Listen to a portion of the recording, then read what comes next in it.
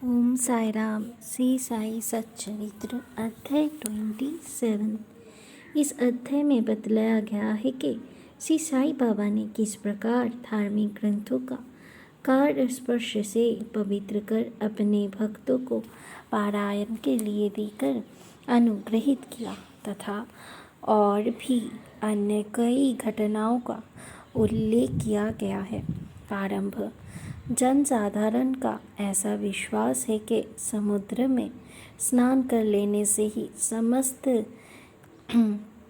तीर्थों तथा पवित्र नदियों में स्नान करने का पुण्य प्राप्त हो जाता है। ठीक उसी प्रकार सद्गुरु के चरणों का आश्रय लेने मात्र से तीनों शक्तियाँ ब्रह्मा, विष्णु और महेश और परम ब्रह्म को नमन करने का श्रेय सहज ही प्राप्त हो जाता है। श्री सच्चिदानंद साई महाराज की जय हो। वो तो भक्तों के लिए काम कल्पतरु, दया की सागर और आत्मानुभूति देने वाला है। हे साई, तुम अपनी कथाओं के श्रवण में मेरी श्रद्धा जागृत कर दो। घन घोर वर्षा ऋतु में जिस प्रकार चातक पक्षी स्वाति नक्षत्र की केवल एक बूंद का पान कर प्रसन्न हो जाता है, उसी प्रकार अपनी कथाओं के सार सिंधु से प्रगठित एक जलकण का सहस्रांश दे दो, जिससे पाठकों और श्रोताओं के हृदय तृप्त होकर प्रसन्नता से भरपूर हो जाए, शरीर से सेद प्रवाहित होने लगे, आंसुओं से नेत्र परिपूर्ण हो जाए, प्राण स्थिरता पाकर चित्त एकाग्र हो जाए और पल पल पर रोमांच हो उठे। ऐसा स्वात्विक भाव सभी में जागृत कर दो। पारस्परिक वैमनस्य तथा वर्ग अपवर्ग का भेदभाव नष्ट कर दो, जिससे वो तुम्हारी भक्ति में सिसके, बिलखे और कंपित हो उठे। यदि ये सब भाव उत्पन्न होने लगा तो इसे गुरु कृपा के लक्षण जानो। इन भावों को अंतःकरण में उदित देखकर गुरु अत्यंत प्रसन्न होकर तुम्हें आत्मानुभूति की ओर अग्रसर करेंगे। माया से मुक्त होने का एकमात्र सहज उपाय अनन्य भाव से केवल श्री साई बाबा की शरण जाना ही है। वेद वेदांत भी माया रूपी सागर से पार नहीं उतर सकते। ये कार्य तो केवल सद्गुरु द्वारा ही संभव है। समस्त प्राणियों और भूतों में ईश्वर दर्शन करने के यज्ञ बनाने की क्षमता केवल उन्हीं में है। पवित्र ग्रंथों का प्रदान गत अध्याय में बाबा की उपदेश शैली की नवीनता ज्ञात हो चुकी है। इस अध्याय में उसके केवल एक उदाहरण का ही वर्णन करेंगे। भक्तों को जिस ग्रंथ विशेष का पारायण करना होता था, उसे वो बाबा के कर कमलों में भेंट कर देते थे, और यदि बाबा उसे अपने कर कमलों से स्पर्श कर लौटा देते तो वो उसे स्वीकार कर लेते थे। उनकी ऐसी भावना हो जाती थी कि ऐसे ग्रंथों का यदि नित्य पठन किया जाएगा तो बाबा सदैव उनके साथ ही होंगे। एक बार काका महाजनी श्री एकनाथी भगवत लेकर शिरडी आए। श्यामा ने एक ग्रंथ अध्ययन के लिए उनसे ले लिया और उसे लिए हुए वो मस्जिद में पहुँचे। तब बाबा ने वो ग्रंथ श्यामा से ले लिया और उन्होंने उसे स्पर्श कर कुछ विशेष पृष्ठों को देख कर उसे संभाल कर रखने की आज्ञा देकर वापस लौटा दिया। श्यामा ने उन्हें बताया कि ये ग्रंथ तो काका साहेब का है और उन्हें इसे वापस लौटाना है। तब बाबा कहने लगा कि नहीं नहीं, ये ग्रंथ तो मैं तुम्हें दे रहा हूँ, तुम इसे सावधानी से अपने पास रखो, ये तुम्हें अत्यंत उपयोगी सिद्ध होगा। कुछ दिनों के पश्चात काका महाजनी पुनः श्री एकनाथी भगवत की दूसरी प्रति लेकर आए और बाबा के कर कमलों में भेंट कर दी, जिसे बाबा ने प्रसाद स्वरूप लौटाकर उन्हें भी उसे सावधानी से संभाल कर रखने की आज्ञा दी। साथ ही बाबा ने उन्हें आश्वासन दिया कि ये तुम्हें उत्तम स्थिति में पहुंचाने में सहायक सिद्ध होगा। काका ने उन्हें प्रणाम कर उसे स्वीकार कर लिया।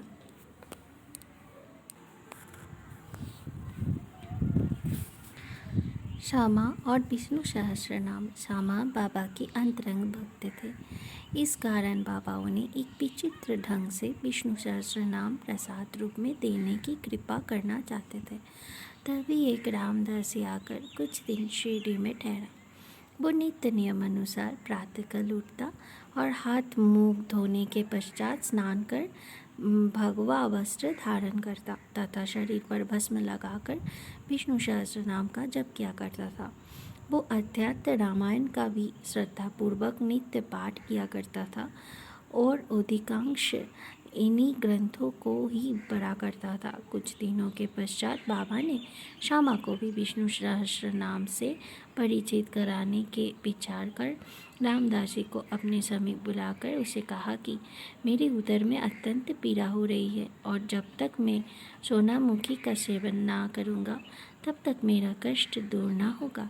तब रामदास जी ने अपना पाठ वही और जब तक स्थगित कर दिया और वो औषधि लाने बाजार चला गया। उसी समय बाबा अपने आसन से उठे और जहाँ वो पाठ किया करता था वहाँ जाकर उन्होंने विष्णु सहस्त्र नाम की वो पुस्तिका उठाई और पुनः अपने आसन पर विराजमान होकर श्यामा से कहने लगा कि ये पुस्तक अमूल्य और मनोवांछित फल देने वाली है, इसलिए मैं तुम्हें इसे प्रदान कर रहा हूँ ताकि तुम इसका नित्य पठन करो।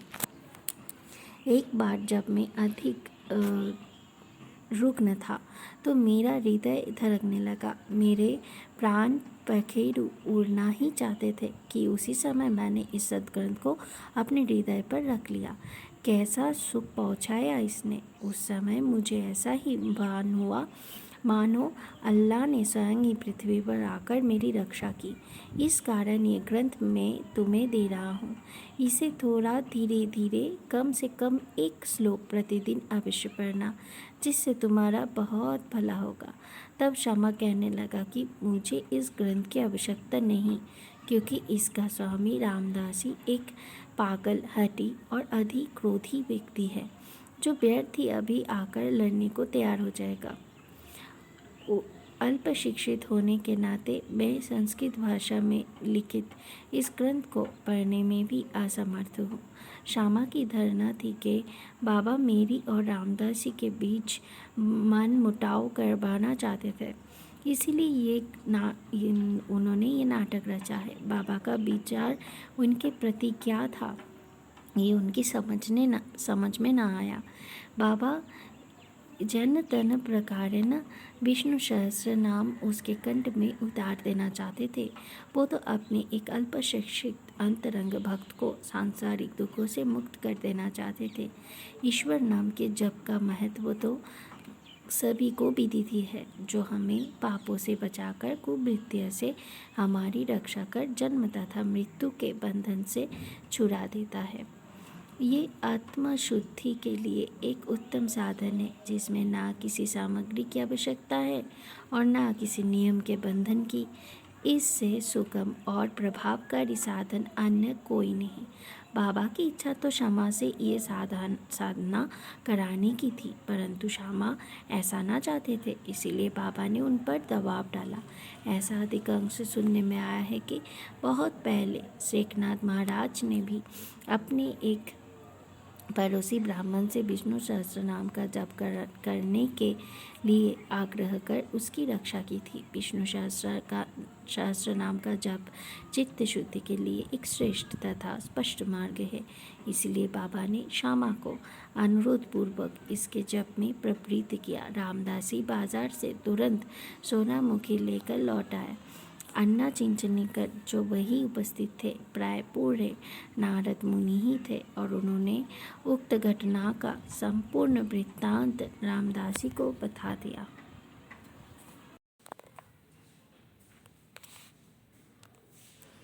रामदासी क्रोधावेश में आकर श्यामा की ओर लपका और कहने लगा कि ये तुम्हारा ही कार्य है, जो तुमने बाबा के द्वारा मुझे उदर पीड़ा के बहाने औषधि लेने के लिए भेजा।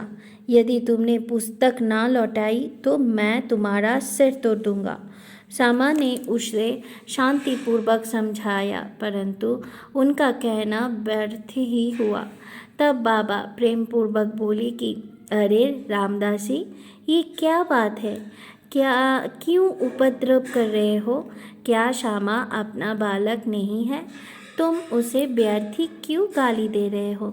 मुझे तो ऐसा प्रतीत होता है कि तुम्हारी प्रकृति ही उपद्रवी है।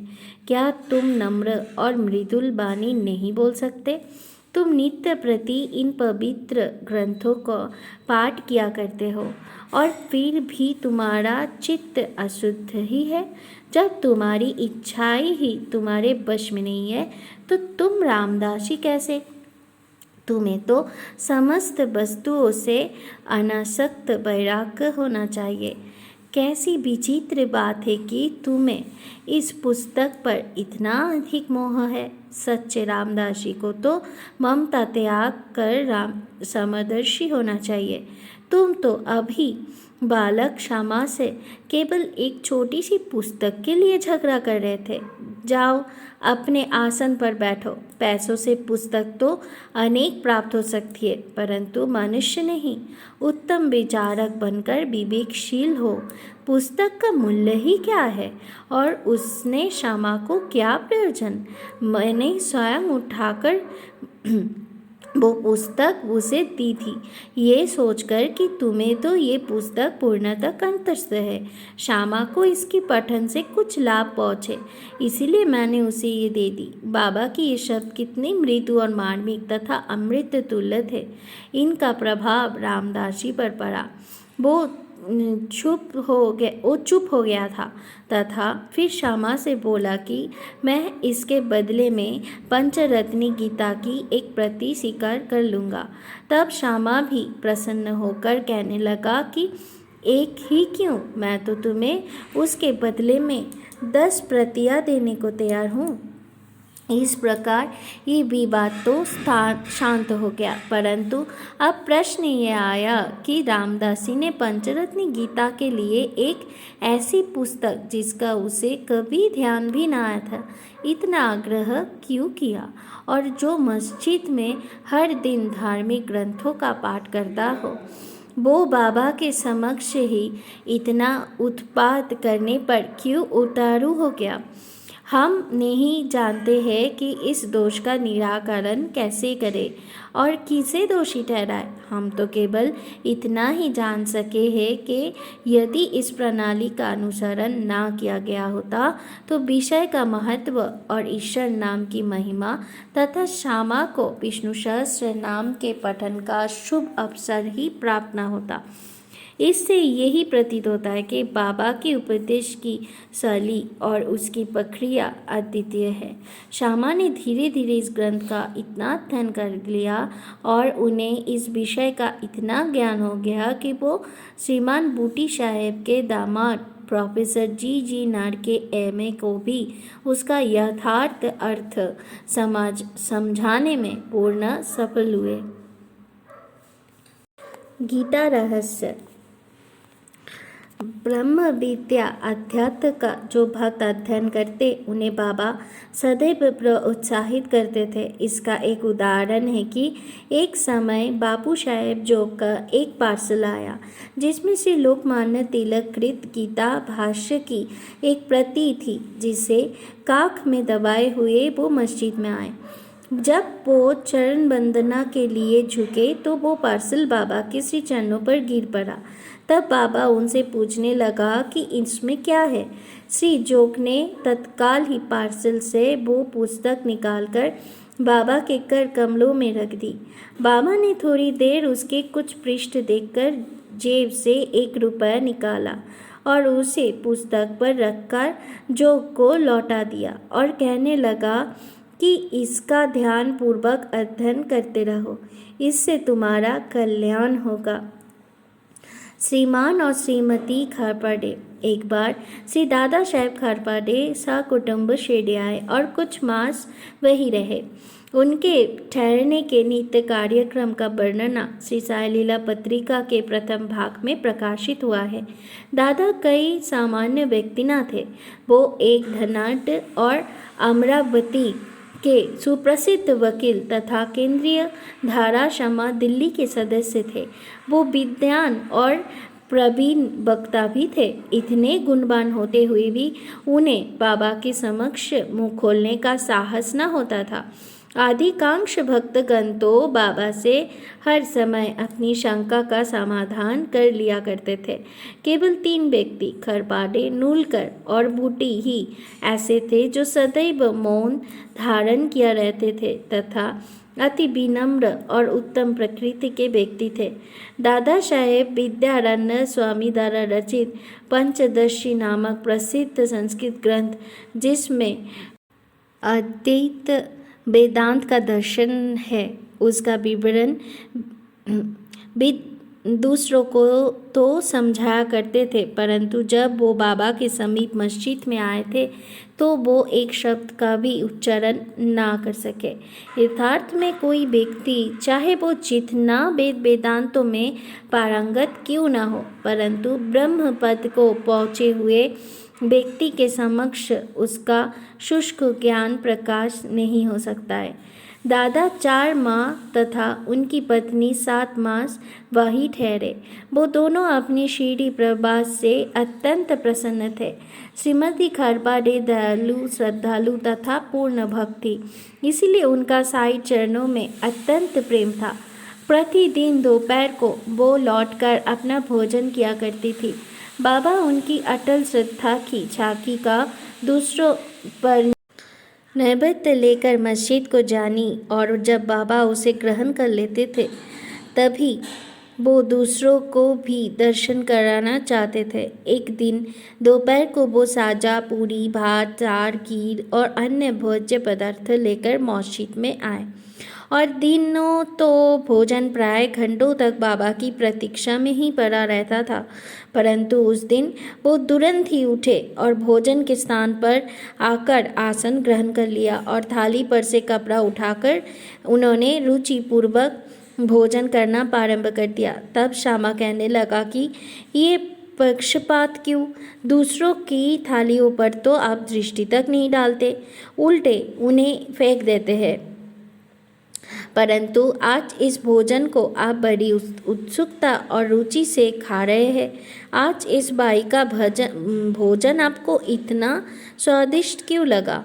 ये विषय तो हम लोगों के लिए एक समस्या बन गया है। तब बाबा ने इस प्रकार समझाया, सचमुच ही इस भोजन में एक विचित्रता है।